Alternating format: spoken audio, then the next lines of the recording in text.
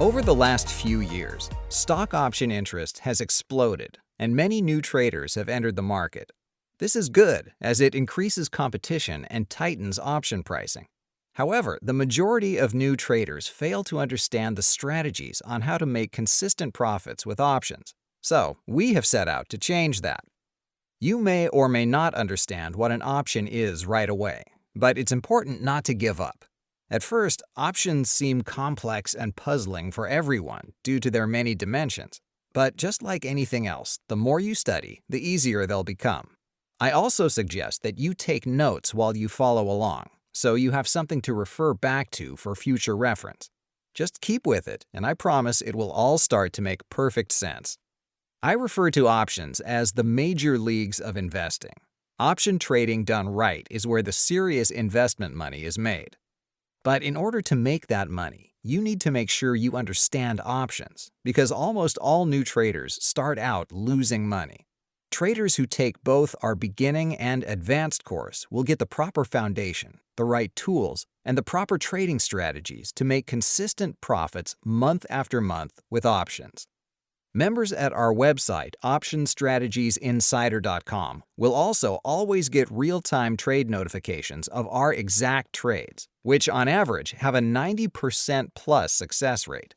In the end, our students will have the complete picture on how to maximize their reward while balancing returns intelligently against risk. So, what is an option? An option is a contract that gives the buyer the right, but not the obligation, to buy or sell an underlying asset at a specific price on or before a set date. The seller of the contract sells this right and is obligated to fulfill the buyer in exchange for receiving a payment called a premium. To simplify things, let's run through an example. Say we own a trucking company, and we think gas prices, which are currently trading at $2.50 a gallon, are going to surge higher over the next year, and we want to protect ourselves against raising prices. We could buy a contract that allows us to purchase gas for $2.80 a gallon, up to 10,000 gallons, for a price of 10 cents per gallon. Because this contract controls 10,000 gallons and it carries a premium of 10 cents a gallon, this contract will cost us $1,000 today. Now, why would anyone pay for a contract giving them the right to buy gas at $2.80 a gallon when it's currently priced at only $2.50 a gallon? That's a good question. And if gas prices stayed under $2.80, we would never exercise the contract. Why would we if gas prices in the open market are cheaper? This would result in a loss of that $1,000 premium we purchased the contract for. The seller of the contract would get $1,000 just for taking on risk that never ended up being an issue. Good for them. However, if gas prices were to shoot up to, say, $3.50 a gallon, this would be a totally different story. Because we purchased the right to buy gas at a price of $2.80, we can now force the seller to honor the agreement and sell us up to 10,000 gallons of gas for only $2.80. When everyone else pays $3.50. Our total savings is 70 cents per gallon times 10,000 gallons, or $7,000. Of course, we did have to pay $1,000 for this contract, so our total profit for buying this insurance on raising gas prices is going to be $6,000. This is basically how a call option works. There are going to be a few technical terms that come along with option trading. That's just the nature of the business. It can sound like a foreign language at first, but please don't let that stop you from learning how to trade options. There's not that much, and through repetition, it's going to all make sense very soon.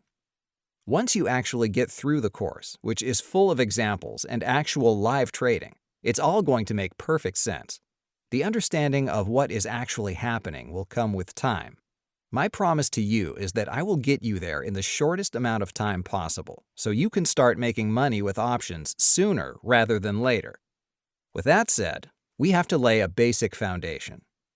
There are two types of options: call option contracts and put option contracts.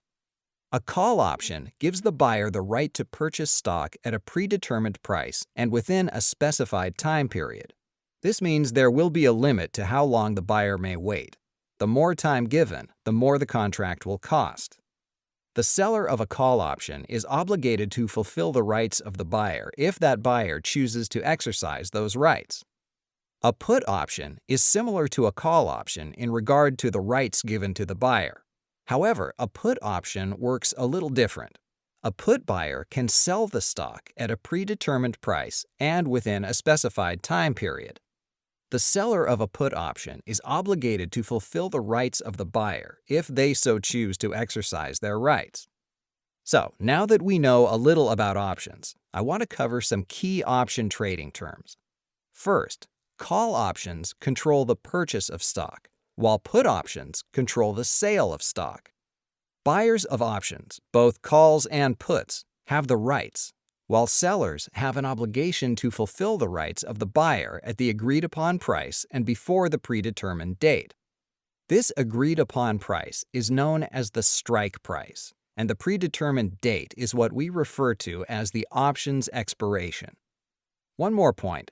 One option contract, under normal circumstances, controls 100 shares of stock for both calls and puts. Okay, I know that's a lot to take in. So how about we run through some examples demonstrating how all this works?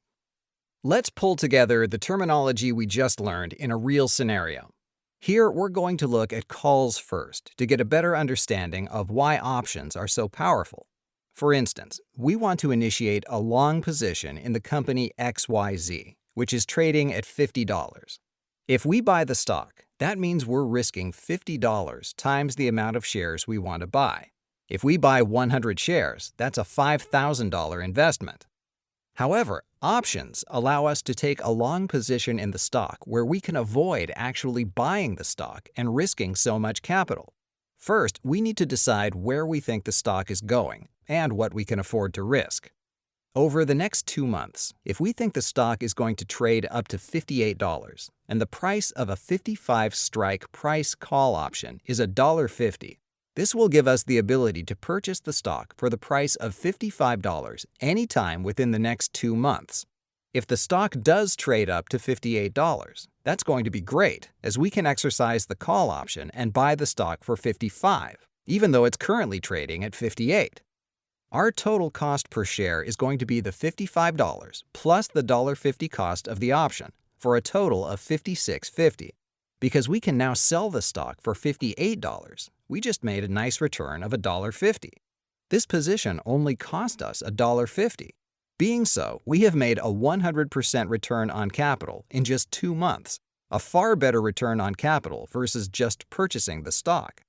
Another benefit of buying a call instead of the stock is that our max loss is also capped at the price we paid for the option. Had we purchased the stock and it traded down to $40, we would have lost $1,000. But because we instead decided to purchase an option, our max loss is limited to the cost of the option, no matter how far the stock trades down. Remember, one option contract controls 100 shares of stock. So if we purchase one contract for $1.50, our max loss is only $150. Next, let's take a look at put options. These are very similar to calls, but instead of giving us the right to buy stock, puts give us the right to sell stock. If we're looking to take a short position in the stock, we can either sell the stock short or buy puts. A lot of new traders understand calls, but it takes a little longer to get their heads around puts.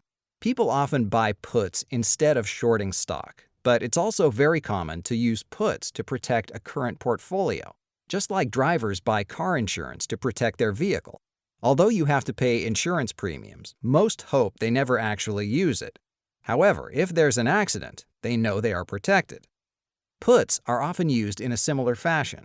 They allow the buyer of the put to sell stock at a predetermined price, and if a stock they own gets crushed, the investor has the right to exercise the puts and sell the position out, saving themselves from a larger loss.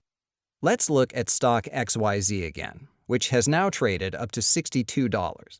And this time, we want to protect our profits against the stock trading back down to $50 in the near future. Here, we can look to buy a 55 put, which is priced at $1.25. If the stock trades down to $50, like we thought, That would mean we have the right to sell the stock at the 55 strike price, with the current market value of the stock at $50 for a $5 profit, minus the $1.25 we paid for the option, giving us a net profit of $3.75. Not bad for only a $1.25 investment. Okay, everyone. I hope you find this first lesson engaging and you're starting to get excited about option trading. In the next lesson, we're going to have a look at some of the benefits, warnings, and why investors might want to sell options. I look forward to seeing you there.